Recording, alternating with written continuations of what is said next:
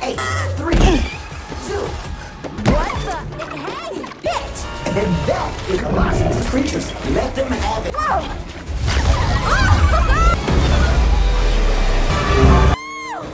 That was insane!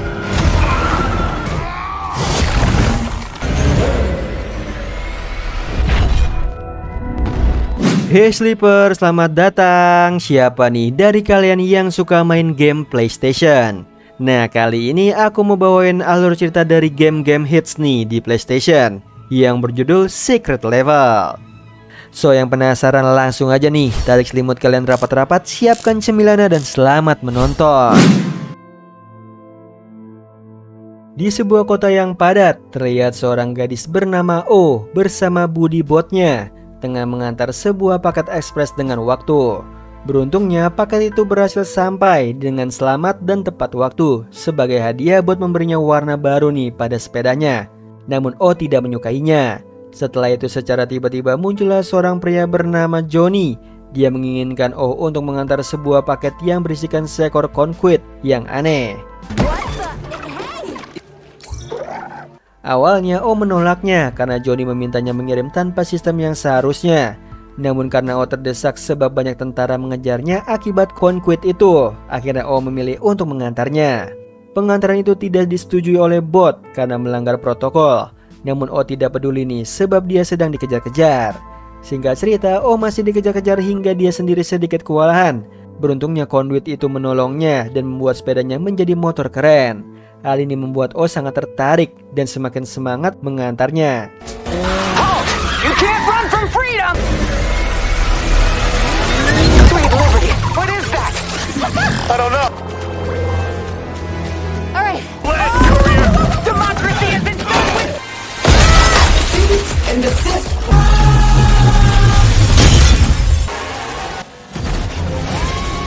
Di tengah perjalanan mengantar paket tersebut, bot terpaksa dibuang oleh Oni karena sangat mengganggu.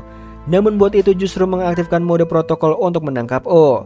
Sekalipun O sempat kesulitan akibat penyerbuan daripada bot, konduit selalu membantunya dengan senang hati. Alhasil mereka berdua berhasil mengalahkan para bot dan tiba di alamat yang dituju.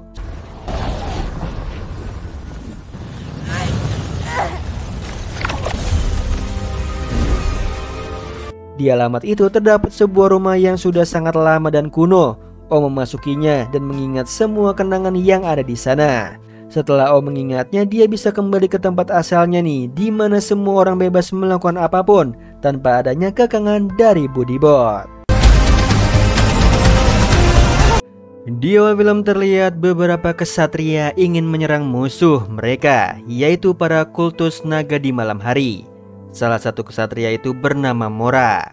Mereka melihat seorang pria tengah menjadi sandera para musuh ini. Pria yang disandera itu bernama Solon. Di situ Solon merupakan seorang pria yang sejak lama dihantui oleh kekuatan jahat.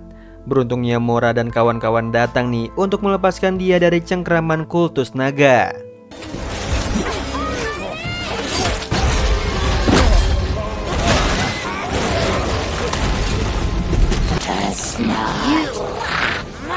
Setelah itu mereka menyelamatkan Solon. Kejadian itu telah dilihat oleh tetua kultus naga dan dia berniat mengejar mereka. Sesampainya di camp, Solon sadar nih dan kaget. Namun Mora menyambutnya dan menerimanya, sedangkan temannya yaitu Tali masih belum menerima Solon. Karena Solon terlihat seperti seseorang yang memiliki kekuatan jahat. Benar aja nih, tidak lama setelah itu kekuatan jahat yang ada di dalam Solon berusaha menyakiti Mora. Hal itu membuat teman-teman Mora khawatir dan ingin meminta Solon pergi. Tapi Mora justru tidak berpikir seperti itu. Singkat cerita, Mora dan Solon pergi keluar untuk berbicara secara pribadi. Di sana Mora memberikan sebuah harapan untuk Solon bahwa dia bisa disembuhkan oleh seorang bernama Aurel. Sialnya pasukan kultus naga sudah hampir sampai nih di tempat mereka. Alhasil mereka langsung bergegas pergi menuju ke tempat Aurel. Ya, akhirnya mereka sudah hampir tiba nih di tempatnya Aurel. Namun sayangnya pasukan kultus naga juga. Melihat mereka semakin dekat, semua teman-teman Mora harus bertarung melawan para kultus naga. Sementara Tali berusaha untuk membuka pintu. Ketika pintu terbuka sebagian, Mora dan Solon langsung masuk nih untuk meminta pertolongan pada Auril, yaitu sang naga.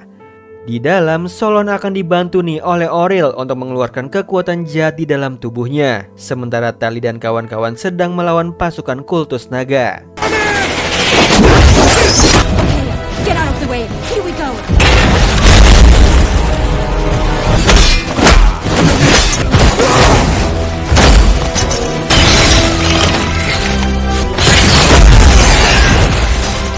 Di situ Auril berhasil mengeluarkan kekuatan jahat itu dan menyerapnya ke dalam tubuhnya. Di lain sisi, Tali dan kawan-kawan juga memenangkan pertempuran.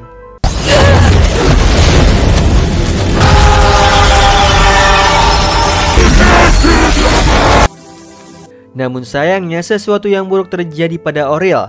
Kekuatan jahat itu justru terlahir kembali dari tubuhnya Auril.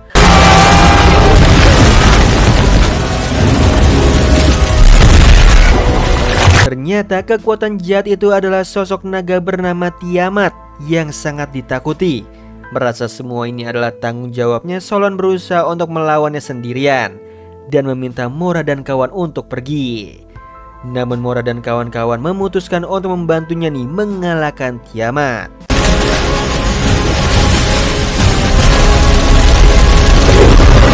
Di sebuah kota yang ramai terlihat seorang pemuda yang tengah membeli pangsit di kedai pangsit. Kebetulan yang menjualnya adalah seorang nenek. Di sana mereka sempat mengobrol hingga pemuda itu melihat segerombolan preman jahat. Pemuda itu berniat untuk membalaskan dendam ayahnya nih yang dahulu pernah dibunuh oleh ketua preman tersebut. Singkat cerita, dia mengikuti segerombolan itu menuju ke klub. Di dalam klub dia langsung menghabisi semua anak buah ketua preman hingga tinggal tersisa satu orang. Sialnya pemuda itu justru dibunuh nih olehnya. Ajaibnya pemuda itu bangkit lagi dan menewaskan pria itu. Lucunya tampilan pemuda itu seperti sedikit menua. Karena dendamnya belum terbalas, maka dia terus mencari ketua dari preman tersebut.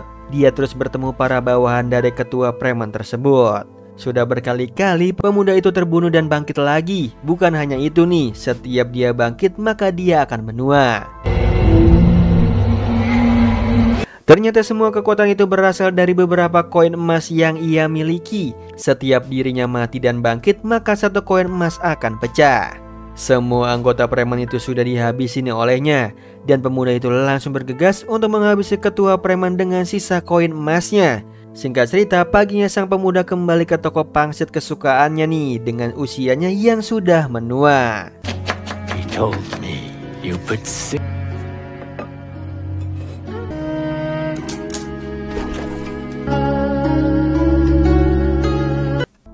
Di suatu tempat bernama Kangnan, terlihat seorang pemuda tengah berjalan menuju ke sebuah tempat.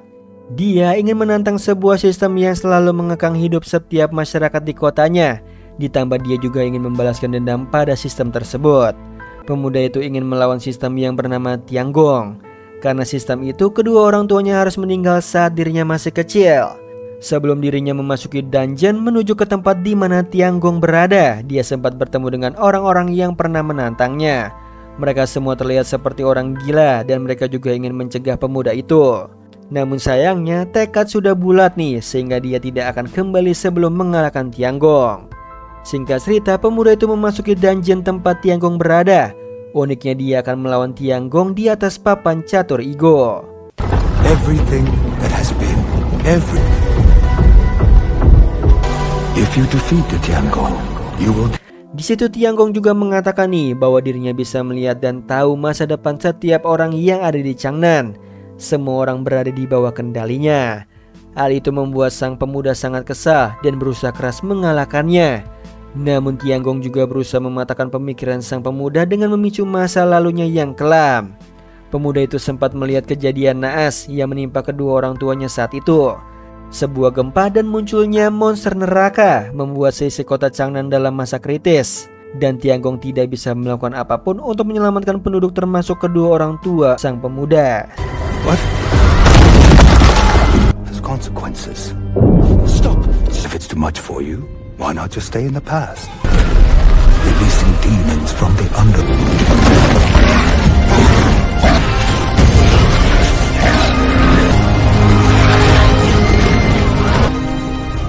citizens like your parents. Namun pendirian pemuda itu justru semakin kuat nih untuk melawan Tianggong. Dengan dirinya yang mengerti apa yang dilakukan kedua orang tuanya saat itu, sang pemuda juga akan melakukan hal yang sama seperti kedua orang tuanya. Dia mengorbankan dirinya di papan catur Igo demi masyarakat Changnan. Pengorbanannya membuat Tianggong tidak berkutik dan berakhir dengan kekalahan Tianggong. Pemuda itu berhasil mengalahkan Tianggong dan mewarisi semua kekuatan serta tanggung jawab sistem tersebut. Namun dia sangat senang nih karena masyarakat Changnan tidak perlu terkekang oleh sebuah sistem lagi.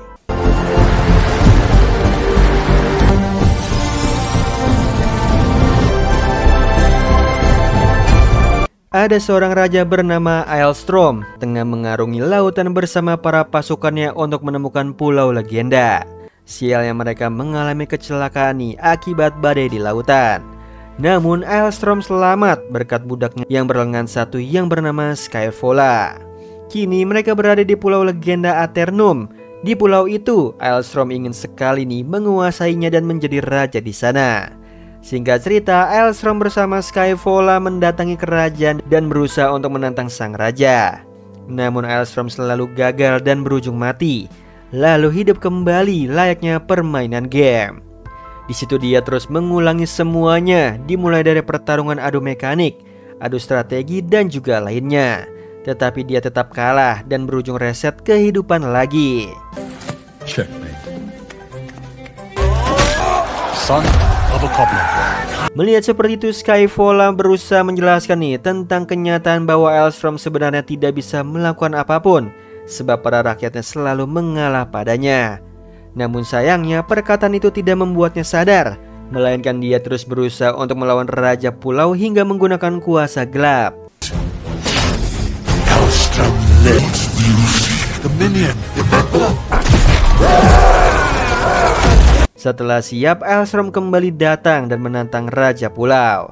Lagi-lagi nih dia gagal. Namun Raja Pulau tidak membunuhnya sebab dia sudah bosan. Alhasil dia memberikan mahkota miliknya secara cuma-cuma nih dan membuat Aelstrom kegirangan. Sayangnya kegembiraan surut karena dia hanya sendiri tanpa Skyvola. Akhirnya dia menyesal nih dan berusaha merubahnya. Singkat cerita, Aelstrom pergi ke rumah seorang gadis dan membuat sebuah alat dari mahkota raja itu. Lalu setelah alat itu jadi, dia memberikannya kepada Skyvola. Alat itu adalah sebuah tangan mekanik yang dibuat sendiri oleh Aelstrom. Hal ini membuat kedua pria tersebut senang dan bahagia karena pertemanan mereka. Di suatu tempat seperti tempat penelitian, ada seorang pria mirip seperti alien. Sesaat dirinya terbangun, ada sebuah bola emas yang menunggunya. Bola emas tersebut memberitahu situasi saat ini nih pada pria tersebut.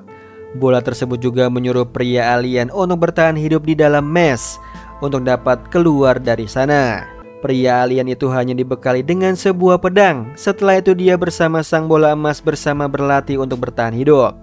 Sudah banyak hal nih yang dilalui oleh pria alien itu hingga konsep bertahan hidup di alam liar sudah menyatu dengannya.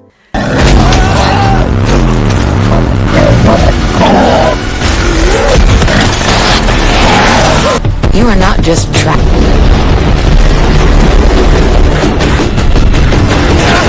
Singkat cerita, setelah pria alien itu siap, mereka tengah sampai nih di sebuah tempat dengan pintu yang disegel. Pintu tersebut dijaga oleh para hantu dan bola emas menyuruh pria alien itu untuk membunuh sang penjaga. Sayangnya pria itu bukanlah tandingan dari sang penjaga dan dia berakhir kalah. Namun bola emas tidak membiarkannya. Dia merasuki pria alien itu dengan paksa dan berusaha untuk bisa keluar dari mes melalui pintu tersebut.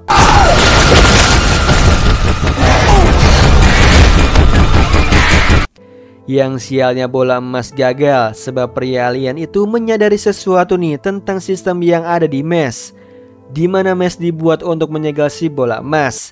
Setelah itu si pria alien meninggal dan bola emas harus melakukan hal ini lagi dari awal, sebab banyak sekali nih manusia percobaan yang mirip pria alien tersebut. Terlihat sebuah kota yang sedang dilanda badai hebat. Seluruh isi kota sudah dievakuasi, namun tidak dengan dua kumpulan orang yang mengenakan baju tentara. Di satu sisi, salah satu kumpulan tentara bernama Fitz dan kawan-kawan tengah mempersiapkan diri nih untuk mengantar seorang pria yang tidak lain adalah kliennya dengan kopernya menuju ke perbatasan. Mereka menerima kesepakatan tersebut. Sementara itu ada sekumpulan tentara lainnya nih yang merupakan oposisi dari Fitz dan kawan-kawan. Tentara oposisi tersebut ingin menghentikan Fitz dan kawan-kawan sebab mereka tidak ingin isi dari koper tersebut jatuh ke tangan yang salah dan menyebabkan perang besar. Singkat cerita, kedua tentara itu mulai bergerak. Saat ini salah satu teman Fitz yaitu Layla tengah memancing para pasukan oposisi. Both vehicles. Roger. On it. Armored vehicle. Hey, everybody. Light him up! We got pinned down! Rencana Layla ini berhasil mengalihkan perhatian pasukan oposisi. Namun tanpa disengaja, pasukan Layla membuat meninggal salah satu pasukan oposisi dalam rencana umpan tersebut.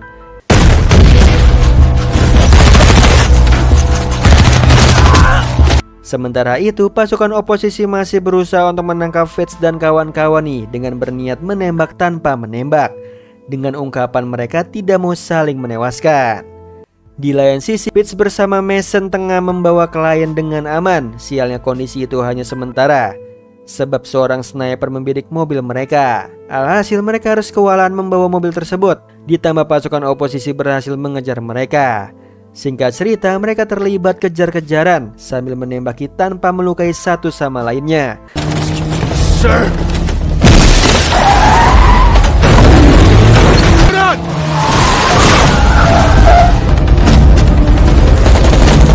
Beruntungnya Fitz berhasil kabur nih dan pergi ke pelabuhan untuk menukar mobil dengan Layla. Namun naasnya mereka justru ditabrak oleh salah satu pasukan oposisi. Hal ini membuat Mason meminta Fitz membawa klien dengan selamat dan menjadi umpan. Di tengah jalan, Fitz sadar bahwa Mason telah dibunuh. Dia sudah tidak peduli dengan klien dan memilih untuk menghajar pria dari pasukan oposisi.